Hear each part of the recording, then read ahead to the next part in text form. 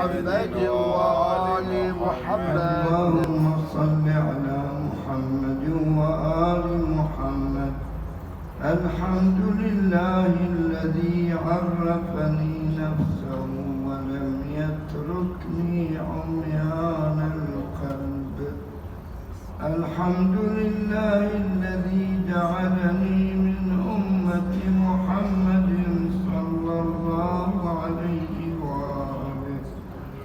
الحمد لله الذي جعل رزقي في يدي ولم يجعله في أيدي الناس. الحمد لله الذي ستر عيوبي ولم يفضحني بين الناس.